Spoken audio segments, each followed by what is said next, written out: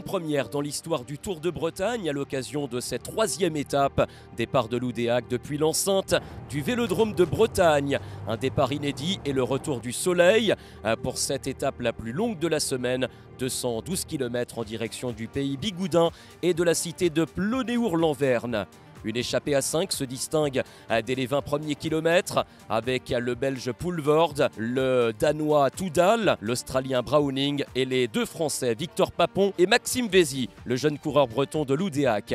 Victor Papon en profite pour s'illustrer dans les 5 classements grimpeurs du jour et enregistrer des points précieux au classement de la montagne.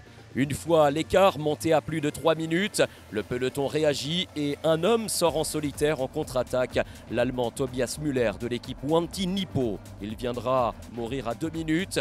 Le peloton prend la mesure de ses adversaires peu à peu, sous la conduite des équipes de sprinteurs et de la formation IF Education, l'équipe du leader au classement général. Le maillot vert est emporté sur les épaules de Noah Hobbs, vainqueur il y a 24 heures.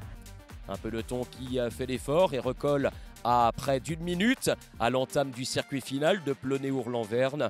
Les 5 hommes résistent, mais comprennent bien que l'issue sera inéluctable. 2 résistants dans le final, le Danois Toudal qui était le mieux placé au général parmi cette échappée et le Belge Poulvord.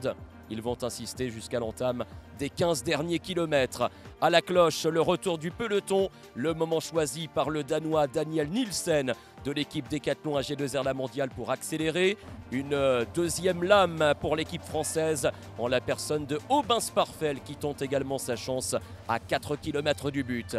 Il ne pourra rien sur ce parcours de rouleurs face au peloton des sprinteurs. Nous l'aurons bien, le duel entre les gros bras du peloton, les hommes les plus rapides du Tour de Bretagne. Un sprint royal dans cette avenue. L'arrivée victorieuse d'Eliott Boulet qui crée la surprise du chef. Sur la gauche de l'image, le jeune coureur français de 18 ans appartenant à l'équipe continentale Groupama FDJ remporte l'étape et bat les purs sprinteurs. Ronan Auger se classe 2e comme hier et prend la tête du classement général au jeu des bonifications. Le podium est complété par l'Italien Matteo Milan, le coureur de l'équipe Lidl Trek.